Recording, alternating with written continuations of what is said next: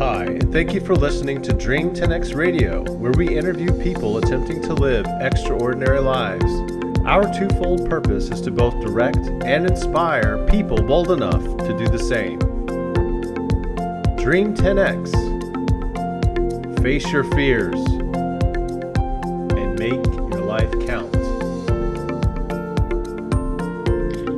Hey, Dream 10X, this is your boy JC. This is episode 31, and it's July 9th, 2021. Excellent. I'm here with my girl, Dr. Cable. How's it going?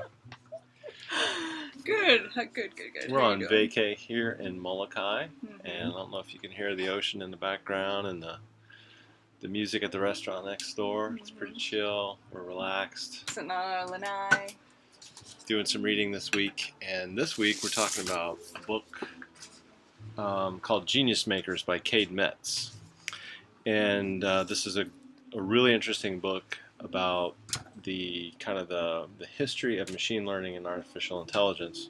It's a good overview of a lot of the key players that have been involved in pushing the envelope forward in the field, in this field of computer science.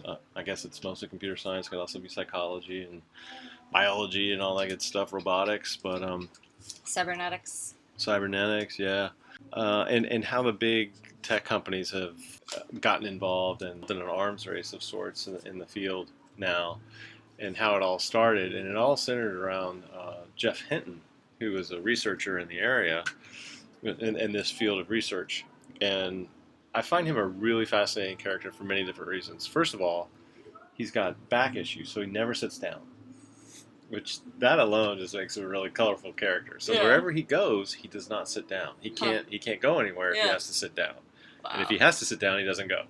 Dang, that's crazy. And so a lot of times he had to travel to different places, and well, we'll talk about how he got involved with Google, but at one point Google had a plane, their own plane, and their own mechanism for loading him in the back of the plane on his back, laying down into the plane, so they could take him to a certain place.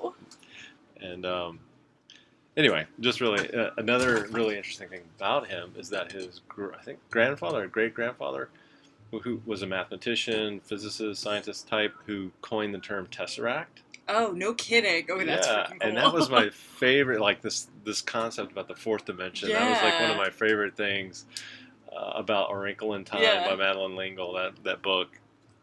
And so that's really interesting to know that concept came from his grandfather. And so now now Geoff Hinton is like the new.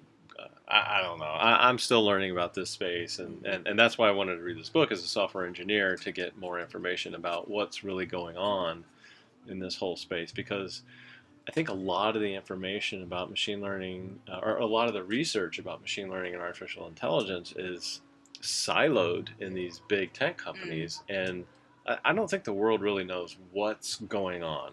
And it's hard to discern what's hype and what's reality.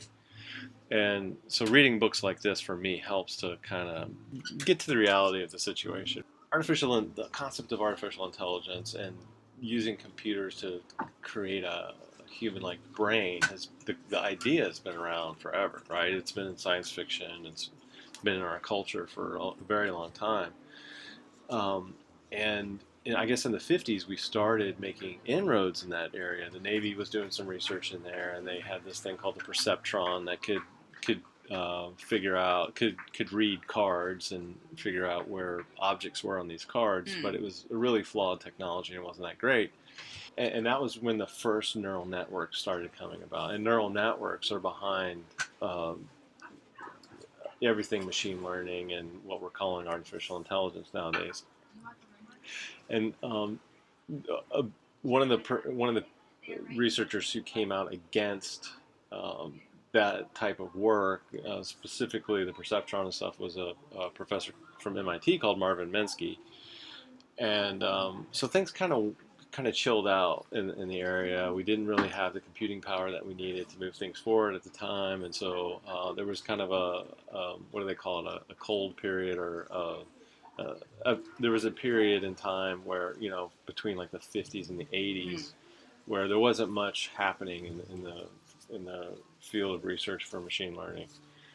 And but then Geoff Hinton came on the scene and started doing kind of rejuvenated work in the field of neural networks, and came up with something called the Boltzmann machine. And this was kind of a new neural. I don't know much about it, but just throwing out the term Boltzmann machine, something I want to learn a little more about, and kind of the thinking behind that, and how that rejuvenated the whole field of neural networks and machine learning.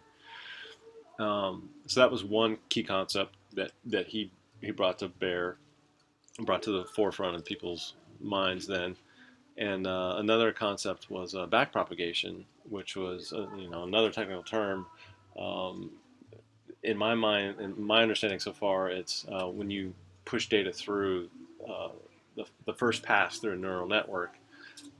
You learn certain things about the data that you're processing in that neural network. With backpropagation, is you send it backward through the neural network, and the neural network the model can learn more about that data as you go back. So that concept of backpropagation is another key thing that helped push neural networks forward. It made them better at doing certain things like recognizing cats. That's called supervised learning, and there's 3 different types of machine learning, and supervised learning is one of the ones I'm learning about, and it's one of the more basic ways of teaching machines to understand data.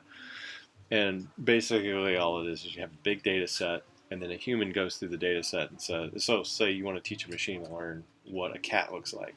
So you have a ton of data, data being images of cats and dogs and other animals. And you go through and you label the data. This is a cat, this is a dog, this is a frog, this is a whatever. And you feed those images through your neural network, and it trains a model. And the model, it's basically just a statistical algorithm that learns from your data.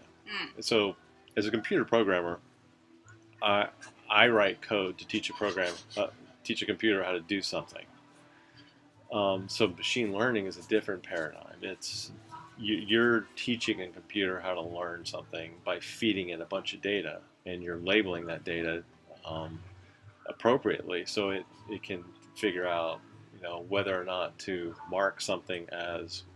So you want to ask you're asking a question of that data: is it a cat or not? So it's very Boolean. It's yes or no, and you label the data accordingly. So it eventually learns that, oh, this looks like a cat, so yes, it's a cat. This does not look like a cat based on what I'm learning, so I'm saying it's not a cat.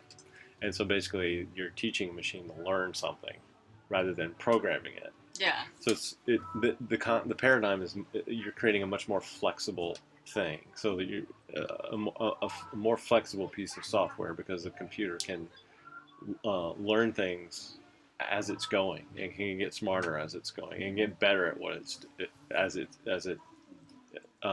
does things, as it looks at data, as opposed to a more static program that only does what you tell it to do. So I think that's one of the benefits of this whole paradigm.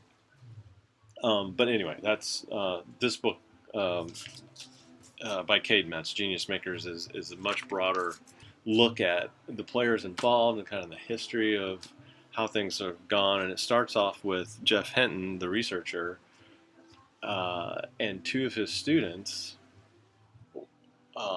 wanting to basically get work in the industry, leave academia and take their work and apply it to industry. And so, you could either go apply for a job.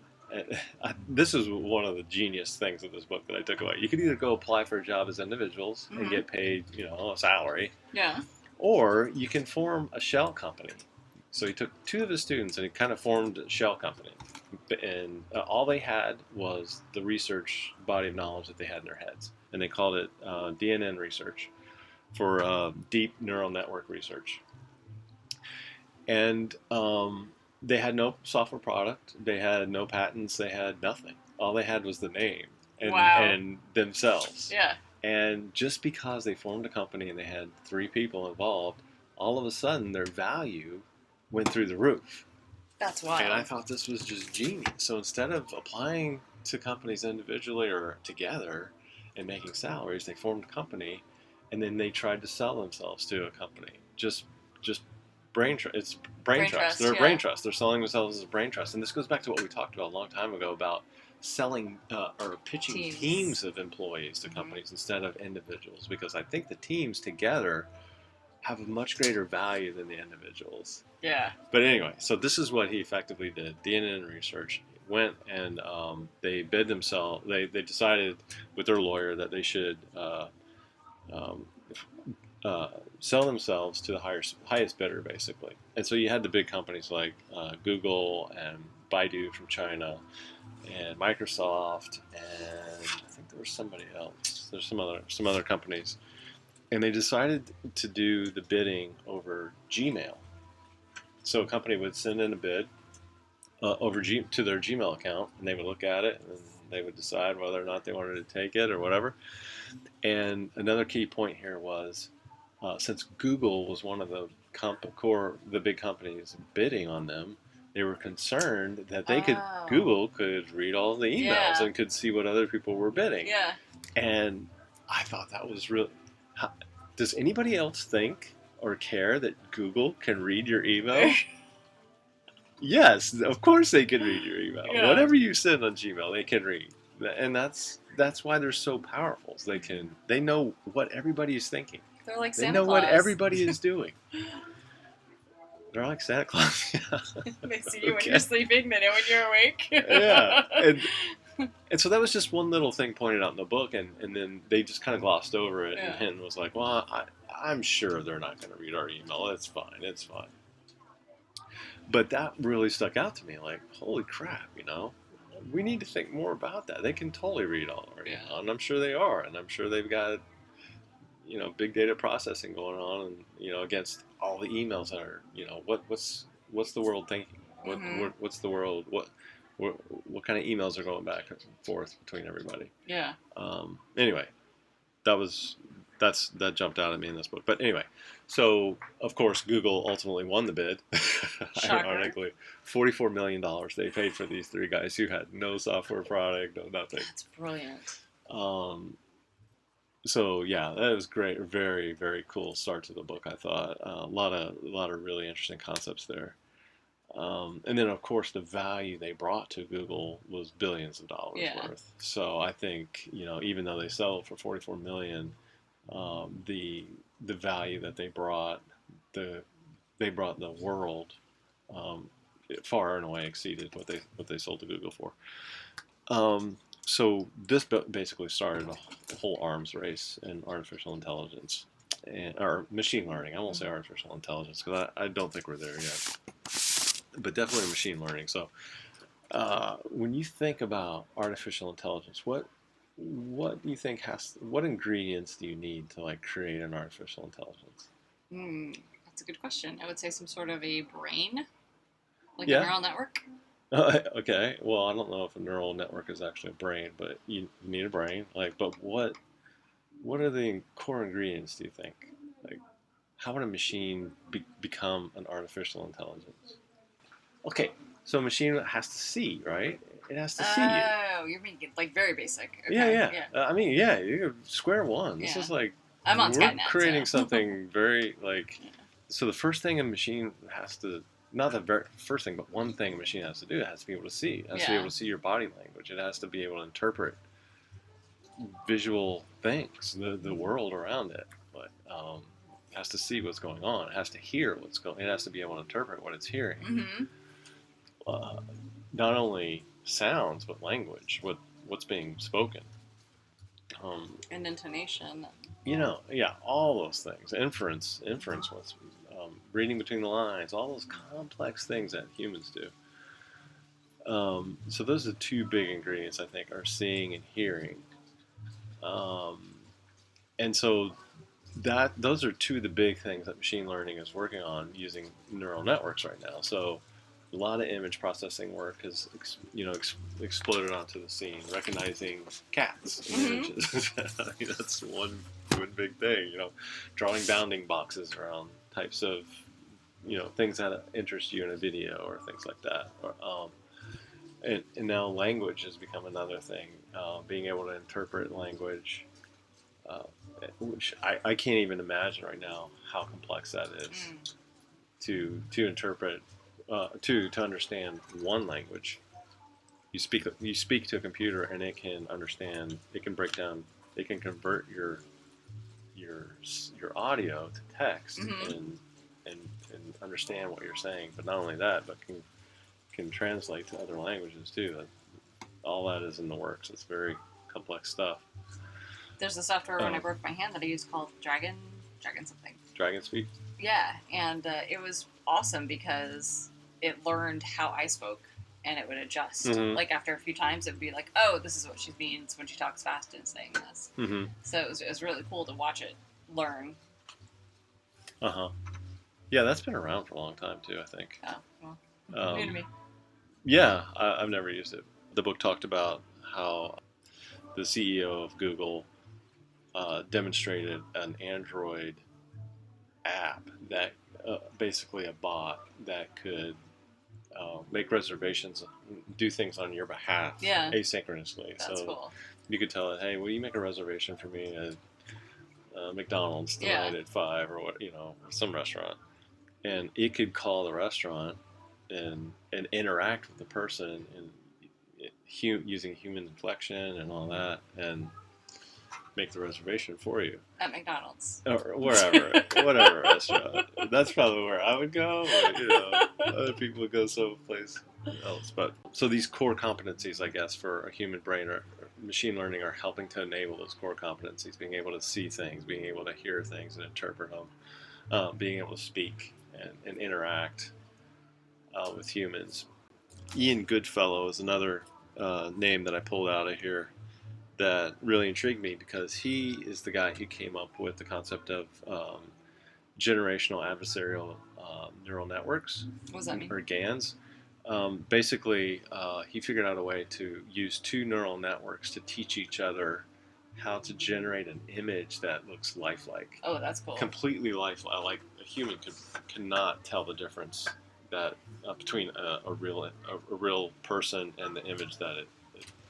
So basically, these two neural networks would, one would generate an image, and the other neural network would say, that doesn't look quite right, and then they would play off of each other to generate an image that looks completely lifelike. Dang. And it looks like a human that exists, but it doesn't exist. Yeah, that's cool.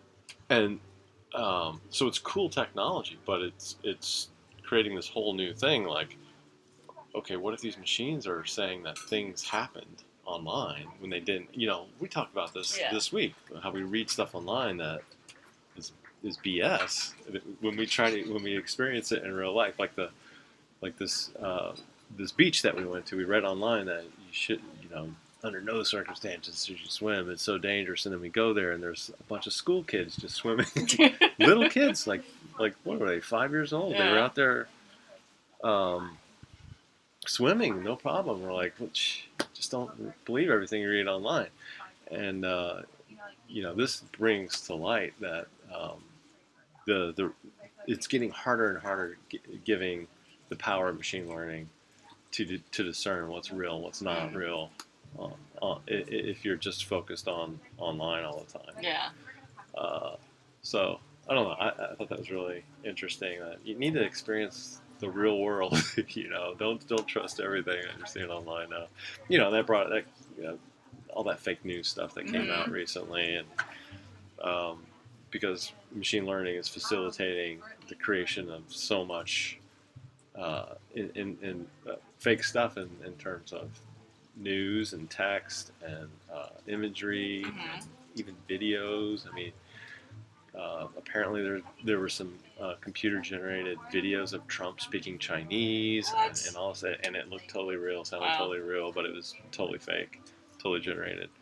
A lot of stuff about the ethics of machine learning, and because the machines only learn according to the data that you feed it. There's the potential now that machines become extremely biased based on the data that you're feeding it, and it's just really, there's just it's really an interesting time.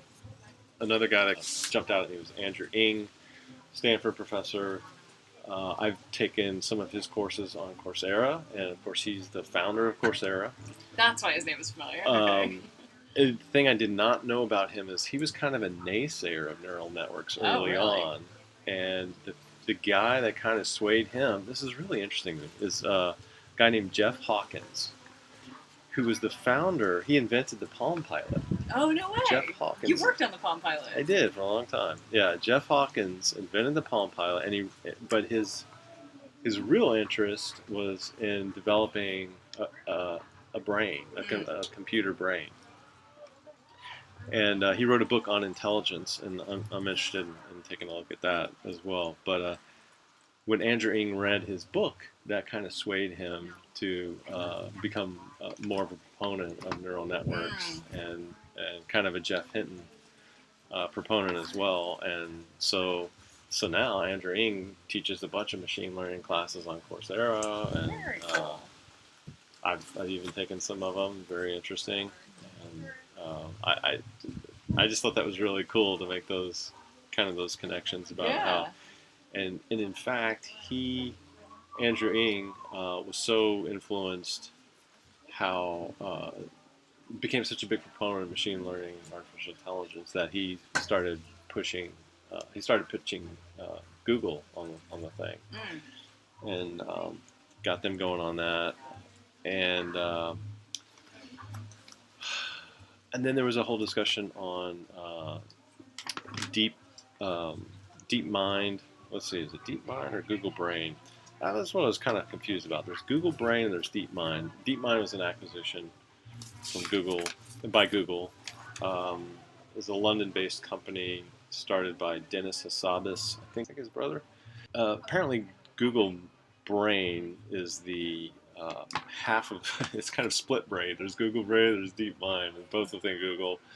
Google Brain kind of generates revenue. So I feel like DeepMind does a lot of the research for R&D, things. Yeah, the R&D, and then Google Brain kind of productizes things and makes revenue from that. But DeepMind is the group that created AlphaGo. There's a cool YouTube video. I'm going to find it and post it on this blog. When Google acquired DeepMind, Dennis Hassabis was talking to Sergey Brin, and they realized that they had a common interest in Go. This game. Have you ever played Go?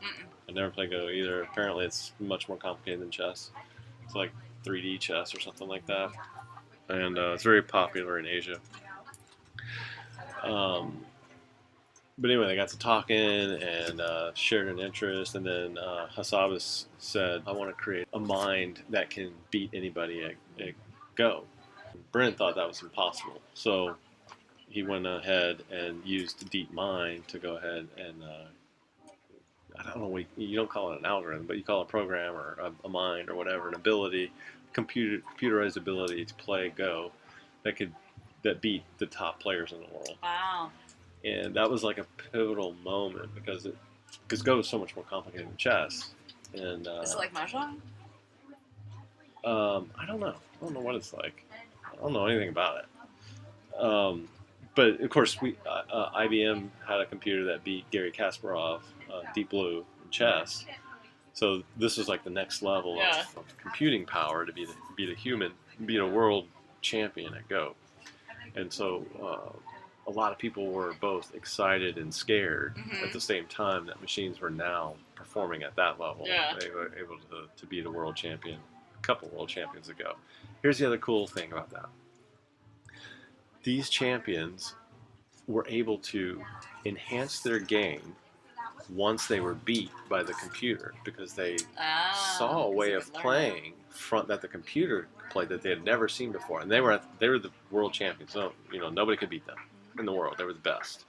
And then when the computer beat them, they saw new ways of playing and they enhanced their game. That is cool. So it's a win-win for everybody. So to me, that's like, hey, we can learn from machines. Yeah. It's a two-way street here. It doesn't have to be us being dominated. We can learn, and we can enhance our game as well. Yeah. That's exciting to me. That's beautiful. Yeah. Those were some of the big takeaways I had from this book. Also interesting Cade Metz. I worked with Cade Metz, who's the author of this book, at Camp Cheerio when I graduated from college. Wow. Yeah, and I thought I recognized his name, and I looked in the. I saw this is his wait, how long picture. ago? Like 30 years ago? 1991. 1991. Okay. Yeah, the summer after I graduated from college, and that was my first job out of college, working That at Camp is Cheerio in adorable. High Point, North Carolina, and I just remembered his name because it's a unique name, Cade Metz, and so I messaged him on LinkedIn and said, "Hey, was this you, Camp Cheerio?" He's like, "Yeah, that was me." Very cool. Awesome book, man. Love the book. Love the book. So totally recommend it if anybody's interested in that area of computer science. The other cool thing I liked about Jeff Hinton, I'll mention real quick, is that he is not a computer scientist. He's not a mathematician. He's not a STEM person. And here he is making great inroads in the field of machine learning and artificial intelligence. So that a lot of people are put off by the complex math behind the field. Just know that Jeff Hinton was not a mathematician. He's not a computer scientist. He comes from psychology, and I think he was in physics for a while too. Yeah. So I'm sure he's highly competent in the mathematics and all that involved. But I think don't let that, if you're interested in the field, don't let that stop you from getting involved in it. I'm not letting it stop me. So I just took heart from that. Like, he's not one of these math nerds. Yeah. You don't have to do that. You would need people like who can do adult learning, like me, or you need psychologists because you need to understand how humans learn to understand how computers learn. I would think. Yeah. Yeah. So it's fascinating to think how do we learn, and how do you break that down? How do you turn that? How do you look at your own self? How do you look at your own brain, and then try to tell a computer how to do it? It's just fascinating. This is a fascinating field. It's a fascinating time. I'm really excited about learning more about this and diving into it. I will leave on one final note. I'm starting to read now another book called The 100-Page Machine Learning Book. This book is for software engineers on learning machine learning. And so when you think about trying to understand, well, where are we really with artificial intelligence and machine learning? Like, can we talk to computers and have them understand? And do they have, are they, do we have a capability to create an artificial general intelligence yet? And I think the answer to that is no. And the preface of this book says, let's start by telling the truth. Machines don't learn. What a typical learning machine does is finding a mathematical formula, which, when applied to a collection of inputs called training data, produces the desired outputs. The mathematical formula also generates the correct outputs for most other inputs on the collection that those inputs come from the same or a similar statistical distribution as the one the training data was drawn from. So we're still programming, right? It's just we're just using data to program with now. It's just a different way. And because of that, you get more powerful results. But in terms of, are we at a place where machines can, I don't know, where they can understand what you're saying to it and respond at a human level? I don't think we're anywhere near that yet. Yeah. I still think we're decades away from that. So, anyway, thanks for listening. We'll see you soon. Someday. Bye.